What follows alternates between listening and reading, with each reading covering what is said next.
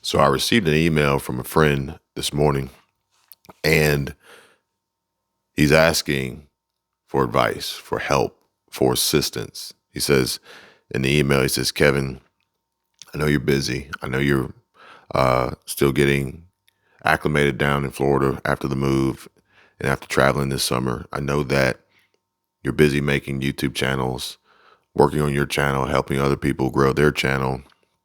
And I'm just, I want to send you an email. I didn't want to bother you with a text message. Just read this when you can. But uh, I need help to make ends meet. I'm down on my luck.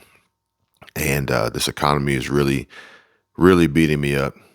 And anything that you can do to point me in the right direction would be greatly appreciated. And this is a good friend of mine. And we've had many conversations over the years about better preparing yourself, better preparing your family for these times that we are in now that are only going to get worse as time goes on. But that is until things do get better. But in the meantime, for the most part, most people are seeing the negative result of trying to survive this pandemic and this current administration, which is like a double whammy. And we got crazy inflation, massive inflation. We got the housing market decline. We've got higher interest rates. Food is expensive, which is a whole nother topic. Somebody sent me an email or a comment this morning talking about the union workers in the grocery chain and the grocery business in that sector and how much they're getting paid as a result of negotiations by the unions, the Teamster unions, and I think there was one other union.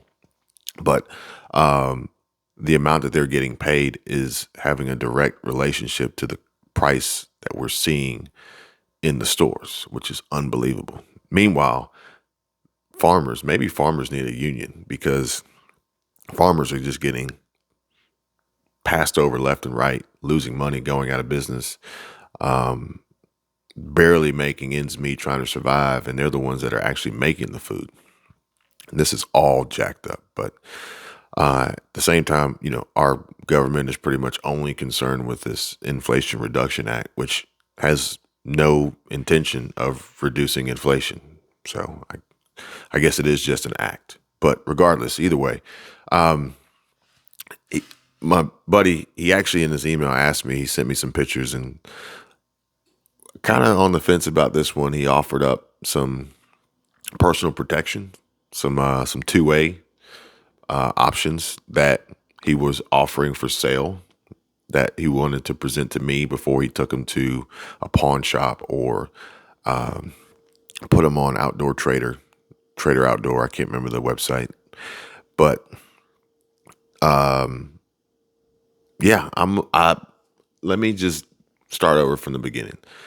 So not only did he send this email, but I receive these emails from people often, friends or not. You guys have my email, it's in the description. And what I need to know first, and this is something that we will be working on diligently in the group. So if you want to come over to the group, the link's in the description as well. But I I need more information because saying that you need money and saying you need help because you can't make ends meet and you're broke, but why? Why? Like, do you not make enough money? Do you make enough money but you spend too much money? Do you have a budget? Do you have any means of additional income? Like what? I need more than just help me. I need more money. We all need more money or want more money, one or the other. For the most part, I don't know too many people who don't need or want more money, but I need a little bit more to go off of besides, because you go into it, you deep dive into it, and you say, I need help making ends meet. And I'm living paycheck to paycheck. I'm nearing eviction. I'm potentially going to be homeless. And then we get into it and we see, wow, you make a substantial amount of money, but you also have no budget. You have no clue where your money's going. And a lot of your money is going to wasteful spending and you've ignored reason, you've ignored responsible practices as an adult to which should not necessarily just start as an adult. We need to be teaching our kids this at a young age, but means of being responsible with the money you make so that it works for you and you have more money in the future so you don't find yourself in these situations where you're facing homelessness, you're facing eviction, you're afraid to lose your job. You should never be in a situation, in a position where you're afraid to lose your job. And that's what the companies, that's what the employers want. They want that. But at the end of the day, if you want to have, if you want to feel good about what you're doing, do something you enjoy, do something you love. But at the same time, don't let it control you. You should be able at any point to say, I don't need this job, and walk away and be perfectly fine. Not, I'm going to find another one tomorrow, but I have money, I have assets, I have investments that will pay me so that I don't have to find another job, but I will when I find the one that I want, something that I want to do, and or I'm just going to start my own business and do it on my own, which is something I encourage you all to do tremendously. And one of the questions was actually, hey, can you help me start a YouTube channel? He goes, I know that this is a great opportunity. I know that you're involved in this all the time with so many different people and other successful channels and the things that you're doing. And if you could just like help me get started, I don't even know where to start. If you could help me get started and, how much can I earn? But I'd like to give it a shot. And honestly, the short answer is, your earning potential is almost limitless. It's almost exponential. It kind of depends on you for the most part. And if you have the mindset and you have the mentality that you're willing to do all you can, put in 110% effort into it, then yeah, you can do it. But if you think that you're just going to go on YouTube and sign up and start a channel and not do anything, like it's going to put out just as much as you put in. But once you start putting in, it can put out way more. Like it's unbelievable. Anybody out there who can relate to that, comment below, But yeah, so I'm not a huge fan of, especially at this time, disarming myself.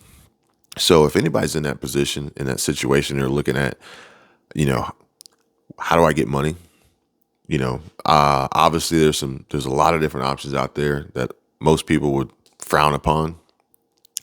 But for me, I'm looking at my budget. I'm looking at where am I wasting money, and I'm going to stop wasting money there. Now I have more money, and I'm looking at, all right, what are my necessities? My necessities are X, Y, and Z. All right, how can I reduce those how can I negotiate? How can I find a better price on that?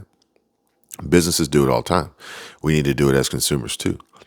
And then, what do I have that I don't need that's of value? And this is the beauty of buying and investing, because you do this early on so that when the time comes down the road and you need more, you have the means of producing more because you've made investments in the past. I'm not talking about just like, very, very popular items like, assault rifles or handguns or knife collections or coins or wristwatches, luxury wristwatches, timepieces. There's so many possibilities out there from, hey, I need money. I need cash. I need to be able to pay bills. Yes, I have an income producing asset in the form of real estate. But if I need a lump sum of cash, then, I got a huge emergency. Well, then I need to sell that property. And that's part of investing. If I need a lump sum of cash, I need to sell off some stocks. That's part of investing. And depending on how you invest, and this is not financial advice, it's not investment advice, but some brokerages allow you to take loans out against your investments so you don't actually have to sell them and you can keep them. You can get what you need. You can satisfy that need, and then you can replenish those funds and continue growing. But most importantly, the network of people out there who know options, that know people, that know strategies, that know new techniques and methods that are becoming available that they can share with you that you can use too to help you out of these situations. So you don't say, you know, I need help making ends meet. What do I do? Because you're already in that circle. You're already probably past the point of trying to make ends meet. Now you're growing your wealth, and you don't have to ask for the direction because you're having these conversations left and right, day after day, and everyone's in tune, everybody's in sync, and it's up to you just to decide, hey, which direction do I want to go? What extra feather do I want to add to my cap?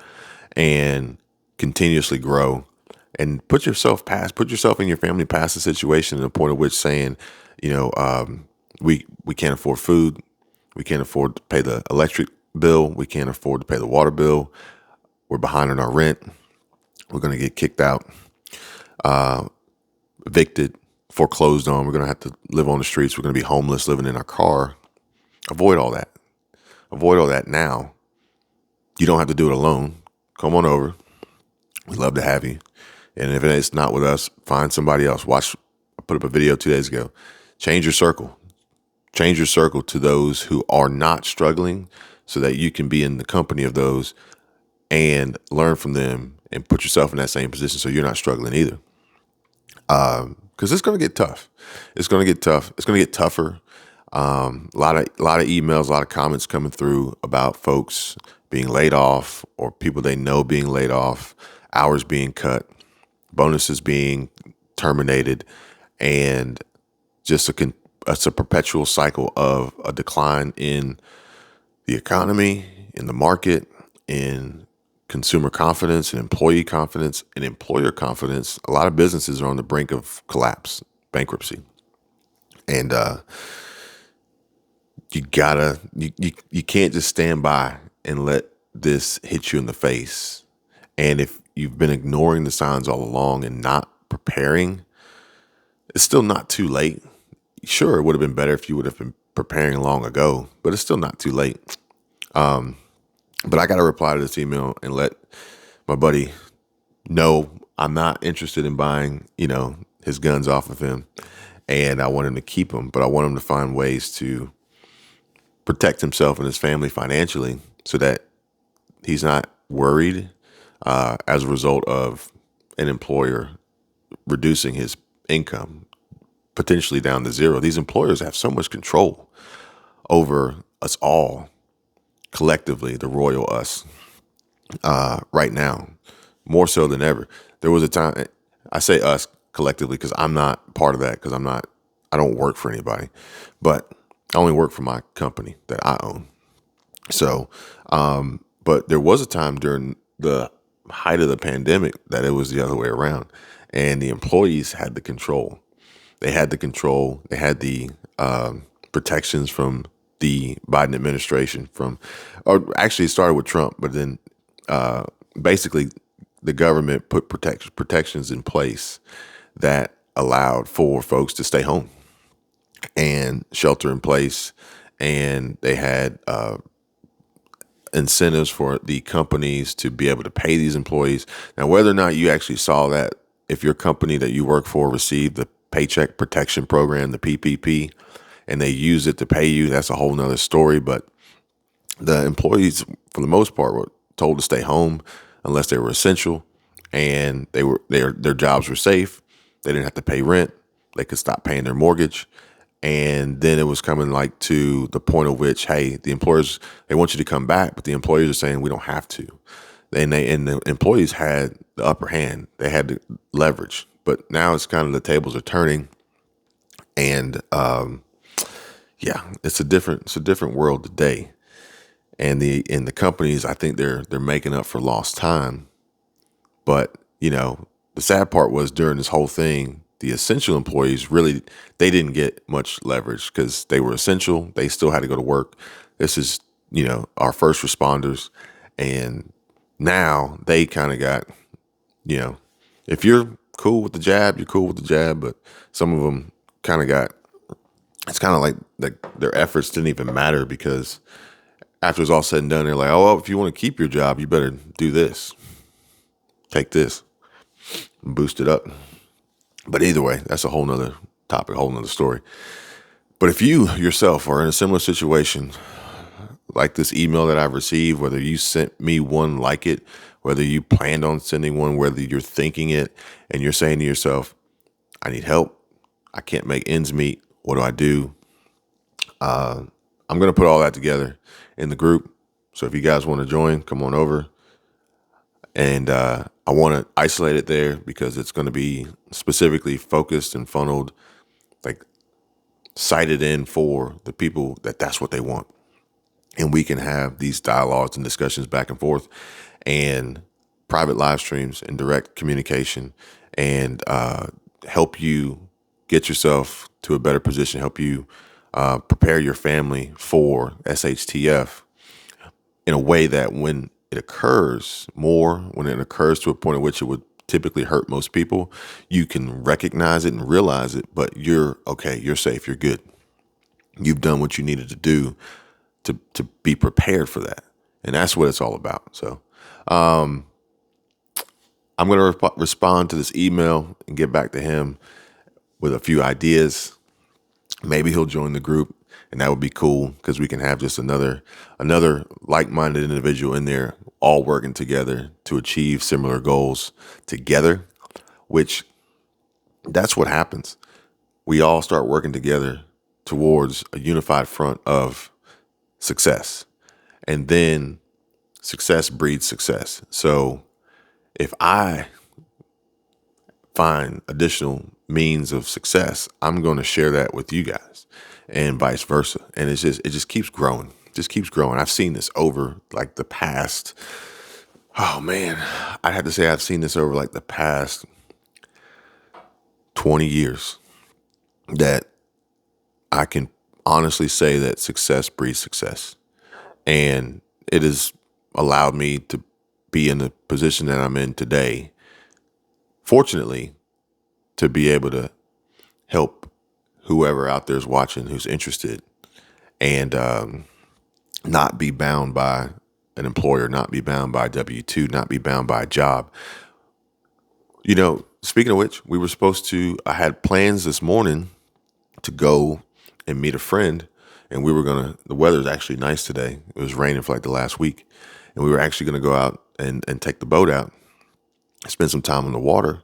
But then I got a call last night, and he says, I can't go. Now, we've been planning this for forever since the weather was breaking. We knew we had an opportunity this morning. And then he says, I can't go because my boss called and says, I got to come into work tomorrow. I'm like, but you had the day off. He goes, I know, but what am I going to do if I don't go? He says someone else can't make it, so I need to come in. I'm like, man, why someone else can't make it your problem now? And he goes, well, he says, my boss, he's a millennial. He's like, he's younger than me. He doesn't get it, but this is my job. I don't want to lose it. What do I do? I'm like, well, I guess, you got to do what you got to do. But he's like, yeah, somebody else called out, and he said, I got to come in. If I don't come in, then he said, if I don't come in today, just don't come in at all. Like, I'm like, does that mean you're fired? He goes, I don't know. He just said, if I don't come in today, don't bother coming in at all. And this is part of the problem. This is why I can't do it. I can't do it. And he's like, he said, I'm gonna call you when I get off, but sorry, I won't be able to make it on the boat today, but I need your help because I got to get out of this. I can't keep doing this. And I keep hearing it more and more. I got to get out of this. I can't keep doing this. And this is from both sides. These are from the people who are barely getting by and the people who are okay, but realize that their employers got them pretty much right where they want them. And they're tired of being that slave. They're tired of being under that thumb. They're tired of being controlled, and they're being controlled only to usually barely just get by, and not even enjoy their life, not spend time with their family, not have time off or any of what people used to really work for. They used to work for pride, number one, and then, growth within the company, good, earning good money, making good money, a good salary, bonuses, whatever, working your way up to 40 hours off, working your way up to 60 hours off. Companies used to let you roll over and accumulate time off and vacation. So there could be times where I knew people that they would say, I got 120 hours. I got a month worth of vacation. I got plenty of time. And they don't do that anymore. And they never will. They're done with that. They're going away from it. And now it's a use it or lose it, no rollover. And it's just like, well, what if I don't want to use it? Can you just pay me for it? Nope. You got to take the day off. But then it's like, you can't take the day off. Yeah, I want to take the day off. Oh, well, we need you. We need you. All right, well, just pay me for the time or let me roll it over. Yeah, we can't do that. It's not company policy. They're playing games. They're playing games. And then when it's all said and done, they'll be like, sorry, we're gonna have to we're gonna have to cut 100 employees. We gotta let you guys go. We're sorry. Some of these companies making record profits, tons of money. But they're like, nah, we're not. We gotta let you guys go because y'all are creeping into our profits. So we're gonna lay off, mass layoff, and probably a few rounds. And this is normal. This is normal. Like, I'm seeing it and I'm hearing it more and more every single day. But at the end of the day, it should just be more proof that you should do what you can while you can, do what's hard when it's easy, to position yourself and prepare yourself to either walk away from that or step away from it, or when the time comes, say, I didn't need this job anyway.